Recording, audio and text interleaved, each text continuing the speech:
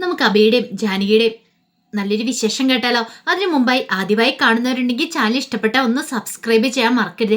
Video ഇഷ്ടപ്പെടുവാണെങ്കിൽ like ചെയ്യാനും നിങ്ങളുടെ വിലയേറിയ അഭിപ്രായങ്ങളൊക്കെ രേഖപ്പെടുത്താനും മറക്കരുത് കേട്ടോ. അപ്പം നമുക്ക് നേരെ നമ്മുടെ വിശേഷത്തിലേക്ക് പോയാൽ, അങ്ങനെ നാളത്തെ വിശേഷത്തിൽ ജാനകി രാധാമണിയുടെ അരിയിലേക്ക് ചെല്ലുവാണ്.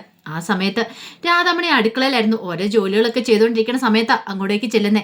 അപ്പൊ രാധാമണിയുടെ ആലോചനയും കാര്യങ്ങളൊക്കെ കണ്ടു കഴിഞ്ഞപ്പോൾ ജാനകി എന്നിട്ട് ചോദിച്ചു, അല്ല അമ്മ എന്താ ഇത്ര കാര്യമായിട്ട് ആലോചിക്കണേ? ഒന്നുമില്ല മോളെ, എനിക്കറിയാം അമ്മയുടെ മനസ്സിൽ എന്താന്ന്. അമ്മ ഒരു പക്ഷേങ്കിൽ അവളെക്കുറിച്ചല്ല അപർണയെക്കുറിച്ചല്ലേ ചിന്തിക്കണേ. അമ്മ വസന്തരാമയോട് പറഞ്ഞ കാര്യങ്ങളൊക്കെ ഇതുവരെ ആയിട്ടും വസന്തരാമ അപർണയോടോ ആരോടും പറഞ്ഞിട്ടില്ല. അല്ല മോളെ, അതെങ്ങനെ നിനക്ക് മനസ്സിലായി? അപർണ അങ്ങനെ അറിഞ്ഞിട്ടുണ്ടെങ്കിൽ വെറുതെ ഇരിക്കുമെന്ന് അമ്മയ്ക്ക് തോന്നുന്നുണ്ടോ? ഒരിക്കലും ഇല്ലമ്മേ.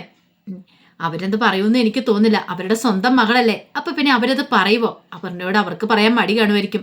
അമ്മ ചിലപ്പം അപർണയോട് പറയട്ടെ എന്ന് കരുതിയിട്ടല്ലേ അത് അവരോട് പറഞ്ഞത്. അപ്പോഴേക്കും രാധാമണി പറഞ്ഞു, മോളെ നിനക്കറിയത്തില്ലാത്തോണ്ടാ. അത് പറയാതിരിക്കാനൊന്നും ഈ പറയുന്ന വസന്തരയ്ക്ക് സാധിക്കില്ല. കാരണം എന്താണെന്നറിയാവോ? വസുന്ധരയുടെ മോളാണ് അപർണ. അവൾക്കൊരു നല്ല ജീവിതം ഇനി ഉണ്ടാവണമെങ്കിൽ അത് ഈ അളകാപുരിയിലാന്ന് അവർക്ക് നന്നായിട്ടറിയാം. നിന്റെ തണലിൽ ഇനി അവൾക്കൊരു ജീവിതം ഉണ്ടാവുള്ളൂ എന്നറിയാം. അതുകൊണ്ട് ഉറപ്പായിട്ടും വസുന്ധര ആ കാര്യം പറയും. നിന്റെ സംരക്ഷണം അവൾക്ക് മതിയായ കൂടിയോളെന്ന് ആർക്കും മനസ്സിലായില്ലെങ്കിലും വസുന്ധരയ്ക്ക് മനസ്സിലായി കഴിഞ്ഞ കാര്യമാണ്. തമ്പിയുടെ ഇനിയുള്ള ജീവിതം എങ്ങനെയാന്ന് പറയാൻ പറ്റില്ലോ. തമ്പി മിക്കവാറും ജയിലിലായിരിക്കും. പിന്നെ വസുന്ധരയുടെ അവസ്ഥ അറിയാലോ. അവർക്കാണെങ്കിൽ 2 കിഡ്നി ഫെയിലിയർ ആയിട്ടിരിക്കുന്ന അവസ്ഥയാണ്. അവരെ കൊണ്ട് ഒന്നിനും പറ്റാത്തൊരവസ്ഥയും. പിന്നെ ഒറ്റ മോളല്ലേ, അവളുടെ ജീവിതം നശിച്ചു പോകുന്ന കാണാനായിട്ട് വസുന്ധര ഒരിക്കലും ആഗ്രഹിക്കില്ല. ഞാനാ മോളെ പറയുന്നത്. ഉറപ്പായിട്ടും ഈ കാര്യങ്ങളൊക്കെ വസുന്ധര അപർണയോട് പറഞ്ഞിരിക്കും. ഇന്നല്ലെങ്കിൽ നാളെ മോൾക്കിത് അറിയാനായിട്ട് സാധിക്കും. ജാനകി പറഞ്ഞു, പറയാതിരിക്കുന്നത് നല്ലത്. എനിക്കൊരിക്കലും അയാളുടെ മോളായിട്ട് അറിയപ്പെടാനായിട്ട് ആഗ്രഹമില്ലമ്മേ. അമ്മയ്ക്കറിയാലോ. അങ്ങനെ എന്തെങ്കിലും ആഗ്രഹം ഉണ്ടായിരുന്നെങ്കിൽ ഞാനത് നേരത്തെ വിളിച്ചു പറഞ്ഞേനെ. പിന്നെ സ്വന്തം മോളെ സ്വന്തം ചോരയെ കൊല്ലാൻ ശ്രമിച്ചവനാ അങ്ങേരുടെ ദേഷ്യം എനിക്ക് ഈ ജന്മത്തിൽ മാറാൻ പോകുന്നില്ല. എൻ്റെ അമ്മയോട് അത്രയും വലിയ ക്രൂരതയല്ലേ ചെയ്തേ. രാധാമണി പറഞ്ഞു, അത് ശരിയാ മോളെ. ഞാൻ അങ്ങേരെ ഒരു സമയത്ത് ഞാൻ വെറുതെ വിട്ടു. കഴിഞ്ഞ പ്രാവശ്യം കോടതിയിൽ വെച്ച് അങ്ങനെയൊക്കെ ഞാൻ പറഞ്ഞു. പക്ഷെ എനിക്ക് സത്യാവസ്ഥ വേണം വെളിപ്പെടുത്തായിരുന്നു. അങ്ങനെ വെളിപ്പെടുത്തിയിട്ടുണ്ടെങ്കിൽ എന്തായി തീരുമെന്ന് എനിക്ക് നല്ല ഉറപ്പുണ്ടായിരുന്നു. എൻ്റെ മോളുടെ ജീവൻ ആപത്താന്ന് കണ്ടതുകൊണ്ട് മാത്രമാണ് ഞാൻ അതിനെക്കുറിച്ചൊന്നും പറയാതിരുന്നത്. അല്ലായിരുന്നെങ്കിൽ അന്നേ ഞാൻ ആ സത്യങ്ങളൊക്കെ വിളിച്ചു പറഞ്ഞേനെ. സാരമില്ല, ഇനി അമ്മ അതിനെക്കുറിച്ചൊന്നും ചിന്തിച്ചിട്ട് കാര്യമില്ല. ഇതും പറഞ്ഞിട്ട് ജാനകി അങ്ങോട്ടേക്ക് പോയി. അപ്പോഴേക്കും രാധാമണി ഓർത്തു, ഒരുപക്ഷെ തമ്പിയോട് പറഞ്ഞിട്ടുണ്ടായിരിക്കും. തമ്പി അറിഞ്ഞു കാണും ഈ കാര്യങ്ങൾ. തമ്പി അറിയാതിരിക്കാൻ വഴിയില്ല. തമ്പി അതിനെ എങ്ങനെയും വിലക്കിയേക്കുവാണെന്നും പറയാൻ പറ്റില്ല. തമ്പിയുടെ സ്വഭാവം ആയതുകൊണ്ട് അതും ചെയ്യും, അതിലപ്പുറവും ചെയ്യും. ഈ സമയത്ത് അപർണ പുറത്തു പോയിട്ട് ഇന്ദ്രജയെ വിളിക്കുവാണ്. ഇന്ദ്രജയെ വിളിച്ചു കഴിഞ്ഞപ്പം ഇന്ദ്രജ പറഞ്ഞു, എന്തൊക്കെയുണ്ട് അപർണ വിശേഷങ്ങളൊക്കെ? ഒരുമാതിരി കളിയാക്കുന്ന മട്ടിൽ അപർണയോട് ചോദിച്ചത്. എല്ലാ കാര്യങ്ങളും ഞാൻ അറിയുന്നുണ്ട്. അപ്പോഴേക്കും അപർണ ചോദിച്ചു, എന്ത് കാര്യങ്ങൾ? അവിടെ നടക്കുന്ന ഓരോ കാര്യങ്ങളും. നീ അവസാനം നാണം കെട്ട് എല്ലാവരുടെ മുന്നിൽ ഇറങ്ങേണ്ടതായിട്ട് വന്നില്ലേ? ആര് നാണം കെട്ടെന്ന്? ഞാൻ അങ്ങനെ നാണം കെട്ട് ഇറങ്ങാനൊന്നും പോകുന്നില്ല. നിനക്ക് അവിടെ വല്ല വിലയുണ്ടോ അപർണ? നീ അവിടെ ഒന്നുമല്ലാതായി തീർന്നിരിക്കല്ലേ. കല്യാണം കഴിച്ച ഭർത്താവിന് പോലും നിന്നെ വേണ്ട. അതെ, ഞാൻ കാണിച്ചു കൊടുക്കുന്നുണ്ട് ഈ അപർണ ആരാന്ന് അവർക്ക് ശരിക്കും അറിയില്ല. അപ്പോഴേക്കും ഇന്ദ്രജ പറഞ്ഞു, അതൊക്കെ നിന്റെ വെറും തോന്നല് മാത്രം. നിനക്ക് അളകാപുരിയിലുള്ള ജാനകി അഭിനയം ഒന്നും ശരിക്കും അറിയില്ല. പിന്നെ അതൊക്കെ പറയാൻ നിങ്ങളാരാ? നിങ്ങളാണോ എന്നെ പാഠം പഠിപ്പിക്കാൻ വരുന്നേ? ഒരു കാര്യം പറഞ്ഞേക്കാം, നിങ്ങൾക്ക് എൻ്റെ കളിയെക്കുറിച്ച് അറിയത്തില്ല. എനിക്കറിയാം അവളെ ഒരു പാഠം പഠിപ്പിക്കാനായിട്ട്. ഞാനും അവളും കൂടെ ഒരു യുദ്ധം തുടങ്ങാൻ പോവാ. എന്ത് യുദ്ധം? ശരിക്കും പറഞ്ഞാൽ യുദ്ധം ചെയ്തുകൊണ്ടിരിക്കുന്ന നീ അവളോടല്ല, നീ നിന്നോട് തന്നെ യുദ്ധം ചെയ്തുകൊണ്ടിരിക്കണേ. ഇത് കേട്ടതോ അപർണ പറഞ്ഞു, നിങ്ങൾ എന്തൊക്കെയാ പറയണേ? നിങ്ങളെ ഞാൻ ചില കാര്യത്തിനും കൂട്ടുപിടിച്ചെന്നുള്ള ശരി തന്നെയാ. പക്ഷെ എന്നും പറഞ്ഞുകൊണ്ട് നിങ്ങളുടെ മുന്നിൽ എൻ്റെ അഭിമാനം അടിയറ വെക്കേണ്ട കാര്യമൊന്നുമില്ല. ഇന്ദ്രജ പറഞ്ഞു, നിനക്കൊന്നും അറിയത്തില്ലാത്തതുകൊണ്ട് അപർണ നീ ഇങ്ങനെ പറയണേ. പക്ഷെ നിന്നെക്കുറിച്ചുള്ള എല്ലാ കാര്യങ്ങളും എനിക്കറിയാം. എന്നെക്കുറിച്ചുള്ള കാര്യങ്ങളോ? നിന്റെ കുടുംബത്തെക്കുറിച്ചുള്ള കാര്യങ്ങൾ. നിന്റെ അച്ഛനുണ്ടല്ലോ, ആ തമ്പി, അയാൾ എന്താ ഏതാണെന്ന് നിനക്ക് ഇതുവരെയായിട്ടും മനസ്സിലായിട്ടില്ല. അയാള് ശരിക്കും പറഞ്ഞാൽ ഒരു പക്ക ക്രിമിനൽ തന്നെയാണ്. ഇത് കേട്ടതും അപർണയോട്, നിർത്തിടി ഫോണ്. അവൾ നീ ആരോടാ എന്താ പറയുന്നതെന്നറിയാവോ? ഒരു നാക്കിൽ ലൈസൻസ് ഇല്ലെന്ന് കരുതിയിട്ട് എന്തും വിളിച്ചു പറയാനായോ? അപ്പോഴേക്കും ഇന്ദ്രജ പറഞ്ഞു, എടി ഇത് നീ എന്നോടല്ല പറയണ്ടേ ഈ കാര്യങ്ങളൊക്കെ. നീ നിന്റെ അച്ഛനോട് പോയി ചോദിക്ക്. പല കാര്യങ്ങളും നിന്റെ അച്ഛനറിയാം.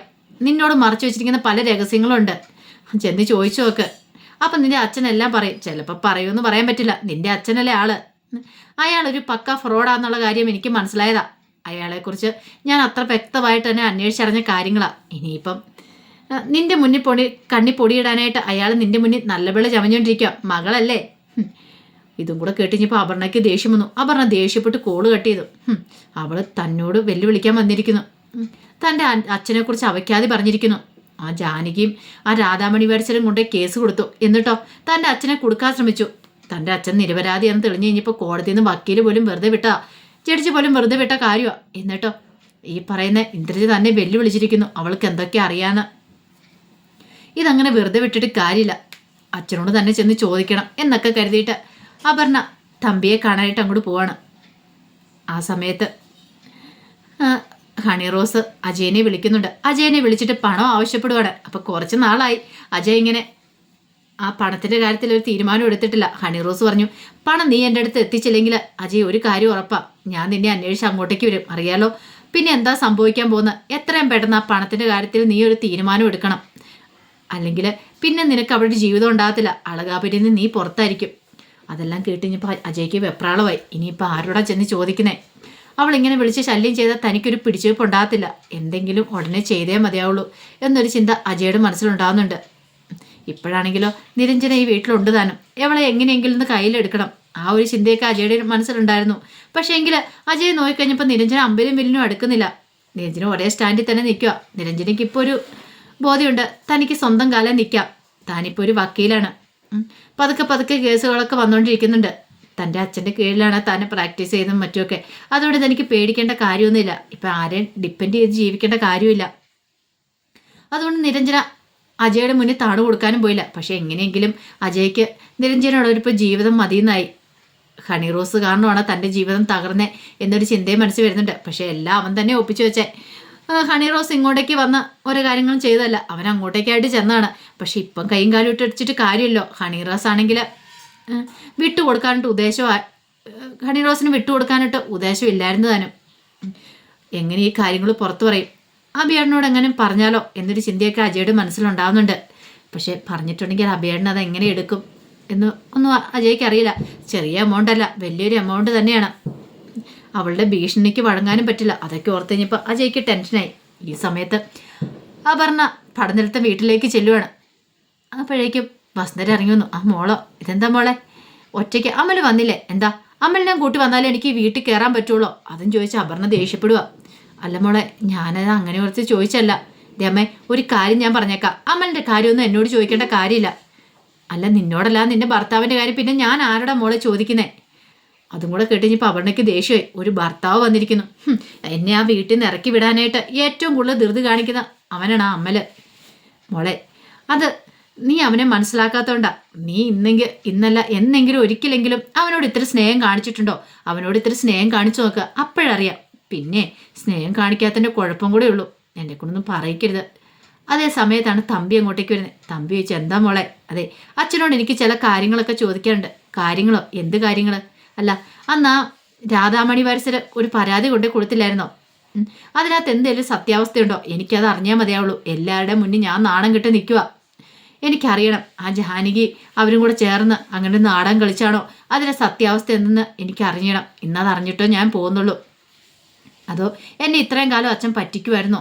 ഇതെല്ലാം കേട്ടപ്പം ഒരു കാര്യം മനസ്സിലായി വസുന്ധരയ്ക്ക്. ഇവൾ എന്തൊക്കെയോ മനസ്സിലാക്കിയിട്ടുണ്ട്. അതൊക്കെയാണ് ഇങ്ങനെ വന്ന് തമ്പിയോട് ഇങ്ങനെയൊക്കെ ചോദ്യങ്ങൾ ചോദിക്കുന്നത്. തമ്പിക്ക് എന്ത് ചെയ്യണമെന്ന് അറിയത്തില്ല, എന്ത് മറുപടി പറയണമെന്നറിയില്ലാതെ ഒരു ഞെട്ടലോടെ നിൽക്കുക. അപ്പോൾ അതിൻ്റെ വിശേഷങ്ങളൊക്കെയാണ് കാണാൻ പോകുന്നത്. ആ വിശേഷങ്ങൾക്കായി നമുക്ക് എല്ലാവർക്കും കാത്തിരിക്കാം കേട്ടോ. ഒരിക്കൽ കൂടി എല്ലാവർക്കും ശുഭരാത്രി നേർന്നുകൊണ്ട് നിർത്തുന്നു. നന്ദി.